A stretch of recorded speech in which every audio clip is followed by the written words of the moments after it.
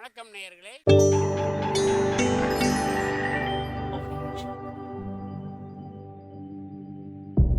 மகிழ்ச்சிக்கோர் தென்கட்சி என்ற அலைவரிசையில்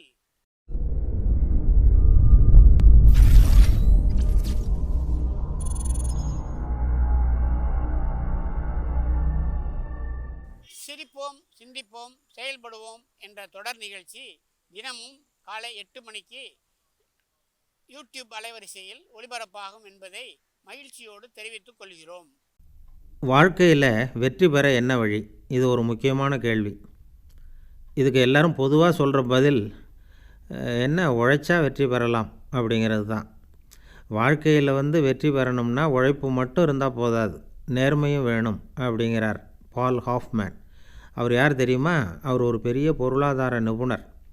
2வது உலகப் போர் முடிஞ்ச சமயத்தில் இவர் அமெரிக்காவோட நிதி ஆலோசகராக இருந்தாராம். தன்னுடைய வாழ்க்கையில் நடந்த பழைய நிகழ்ச்சி ஒன்று சொல்கிறார். என்ன சொல்கிறாருன்னா, சின்ன வயசில் அவர் படிப்பு முடிஞ்ச உடனே வேலை தேடிக்கிட்டு இருந்தாராம். ஒரு கால்நடை வைத்தியர்கிட்ட போய் வேலை கேட்டிருக்கார். இவர் அங்கே போன சமயத்தில் அந்த டாக்டர் தன்னுடைய பழைய கார் ஒன்று விற்கிறதுக்காக வேற ஒருத்தர்கிட்ட பேரம் பேசிக்கிட்டு இருந்தாராம். வாங்க வந்தவர் இவர்கிட்ட அந்த காரை பற்றி விவரமெல்லாம் கேட்டுக்கிட்டு இருக்கிறார். கார் நல்ல நிலைமையில் இருக்குமாங்கிற சந்தேகம் அவருக்கு. எல்லா விவரமும் கேட்டுக்கிட்டு கடைசியாக சொன்னாராம், டாக்டர், இந்த காரை நீங்களே என் ஊருக்கு ஓட்டிகிட்டு வர வேண்டியது. காரு எந்த ரிப்பேரும் ஆகாமல் என்னுடைய ஊருக்கு வந்து சேர்ந்துட்டுதுன்னா அங்கேயே நான் பணம் கொடுத்து காரை வாங்கிக்கிறேன் அப்படின்னாராம். நம்ம காரை அவ்வளோ தூரம் ரிப்பேர் இல்லாமல் போய் சேருமாங்கிற சந்தேகம் இந்த டாக்டருக்கு. அவர் என்ன பண்ணார், தன்கிட்ட வேலை கேட்டுக்கிட்டு வந்திருந்தார்ல பால் ஹாஃப்மேன், அவரை கூப்பிட்டு அவர்கிட்ட சொன்னார், அதை பாருப்பா, நீ இந்த காரை அவருடைய ஊர் வரைக்கும் நல்லபடியாக ஓட்டிகிட்டு போய் சேர்த்துட்டின்னா உனக்கு நான் வேலை கொடுத்துட்றேன். அது மட்டும் இல்லை, காரு விற்ற தொகையில் உனக்கு கமிஷனும் கொடுக்குறேன், சம்மதமா அப்படின்னு கேட்டிருக்கார்.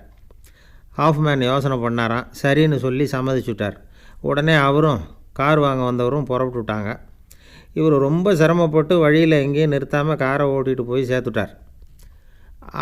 இவரை அழைச்சிக்கிட்டு வீட்டுக்குள்ளே போனாராம். அப்புறம் கேட்டாராம், இந்த பாருப்பா, இப்போ சொல்லு, இந்த கார் நல்ல நிலைமையில் இருக்குதா இல்லை நிலைமை சரியில்லையா, உன்னுடைய மனசாட்சிப்படி எனக்கு பதில் சொல்லு அப்படின்னு கேட்டிருக்கார்.